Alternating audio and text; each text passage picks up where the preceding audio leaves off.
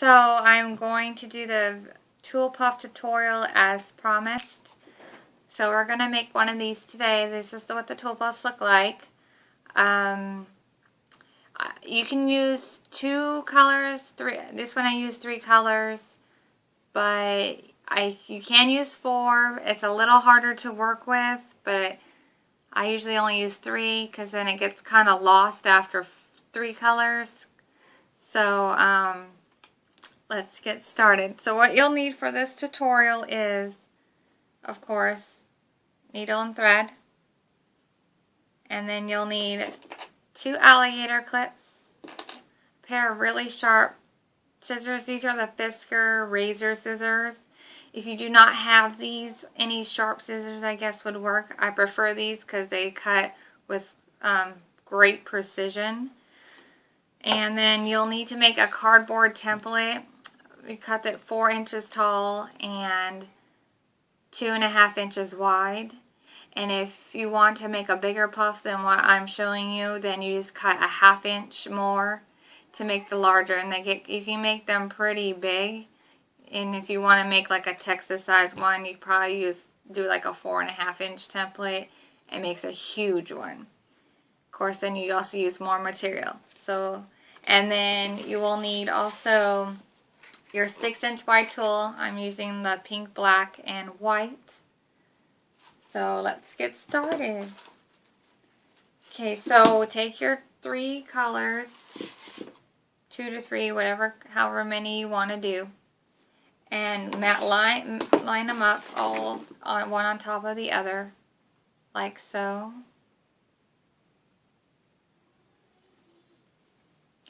And then what you do is you grab it and bunch it, I want to say, so it all is like one piece.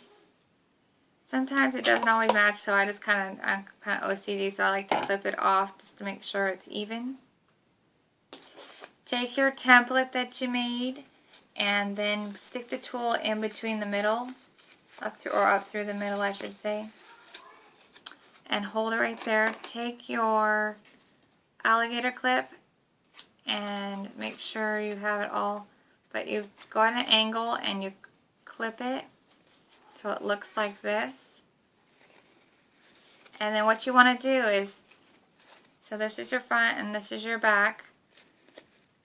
So on the front, take it and you twist your tool like that, and come back around the back, like this is, like I said, this is the back and this is the front. So then you come back down after you go over the back and come up through the middle and shove it up through the middle, and then kind of move your alligator clip up at an angle and re-clip it if you need to.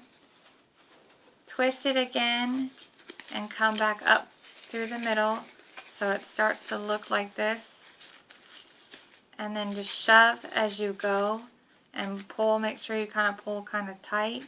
Not too tight that you can't get it off the cardboard. I would highly recommend, since I only have cardboard today to work with, if you have like a piece of plexi, thin plexi or acrylic that you can make your template out of. I broke my plexi template, so I had to use cardboard to show you how to do this.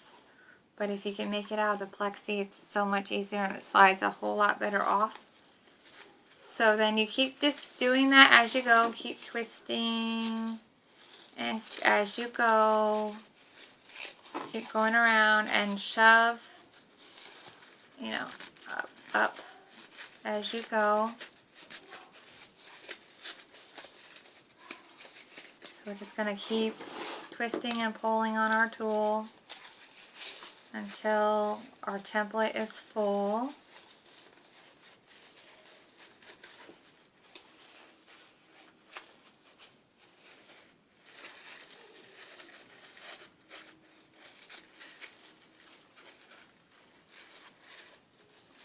So now that our template is hold on, a little bit more. I was trying to get as much as I can because the more tool, the fuller it is. So now this is what it will look like kind of when you're all done. I don't know how, but anyway, you probably can see that okay. So then you take your scissors and cut it close to the cardboard edge and cut it. And then what you'll need to do then is go up and hold it with your other alligator clip. And then you need to take your needle and thread. I don't know how well you're going to be able to see this, but here's the back side of the template. Take your needle and thread and go there. There's like, when you do it, there's like these little, I want to say these little bumps. I don't know how well you can see them, but go through the back side of the first one so it catches through all the layers of the tool and pull. Whoops, I caught on something else here. Alright, so you just pull it through, and then you sew through each of those bumps that I was showing you. Just go through each one of those up the middle, like so. And you just keep sewing up the middle because it makes sure you try and get all the notches. And if you sew that way, you know you have a good secure tool ball that you're making. So once you get to the top, kind of shove it down just a little bit from what's shoving it up. So that way you can see the top of where you had it. And once you do that, so once you have it all sewn up, which you're not going to really be able to see it, that I've sewn it up. So after you've gone through your slit here at the top, as you can see, I've gone through the top here. Come back down with your thread, come up through the middle, like you're wrapping, kind of sew it your center like a boutique bow, and then come back and like wrap it again after you were going to crease it. So you keep doing that. Go through once, hold a piece of string, go through again. I like to do it 2 to 3 times because I guess I'm kind of OCD about it. 2, here's the 3rd time. Okay, so after you're done doing that, you take off your alligator clips, slide it off. Excuse my kids, they're being loud and obnoxious, if you can hear them. And you just slide it off. Like I said, plexi is easier to slide it off. So it'll kind of look like this before you cinch it. And what you do is try and keep it like it is and just kind of pull on the tool. Especially, it'll kind of make a start to round as you see like this. And then sometimes it moves a little bit. So to make it an even tool puff, you might have to manipulate the center of where the thread is, just so you have it in the center where you want it.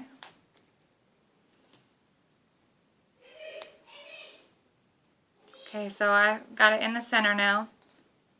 And so here's, you've got the, your top piece and your bottom piece. And so I just kind of pull it like it is. Oops, sorry, I dropped you. My bad. Okay.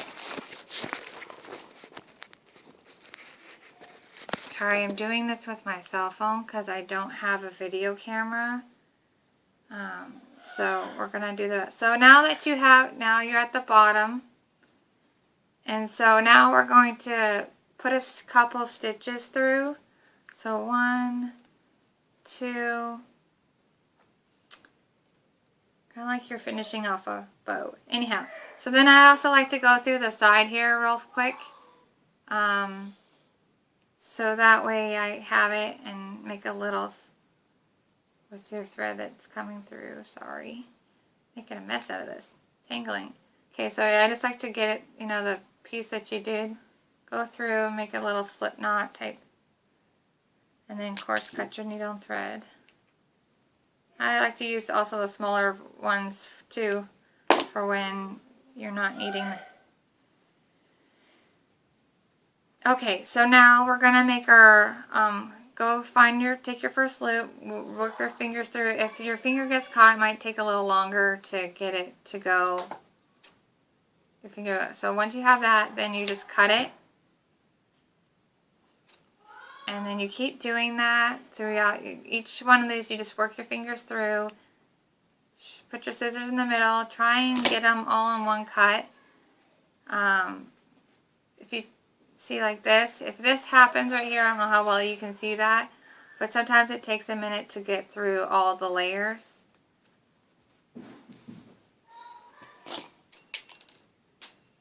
So there we go. So then we're going to do that. Keep doing it all the way through.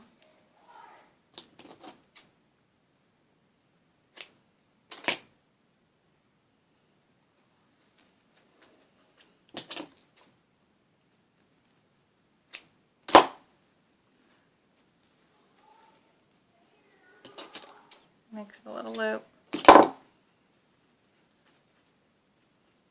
See, I got a lot of those ones I have to work through them. Okay, I think I have one more left. Okay. So look, now we got it all cut like so. Okay, so now you just kind of fluff it a little bit. You just kind of do what you need to do to fluff it. Just kind of pull on the tool a little bit. Make it nice and fluffy. Pull them apart because they kind of, what they do is like this, where they get bunched like that. I don't know how well you guys can see that. But if you just kind of pull the layers apart, it makes them really full. Okay, and then so what's going to happen is you're going to have pieces that look like this, that are longer, and throughout the tool ball they're just going to be sticking out. So just take your scissors and kind of go like in a circle the best you can and just trim them. Or you can cut at an angle if you need to, like this. Depending on where they are in the tool ball, you can really just see. I'm trying to make it as perfect as I can, because I guess I'm a little OCD about it. To do the best you can.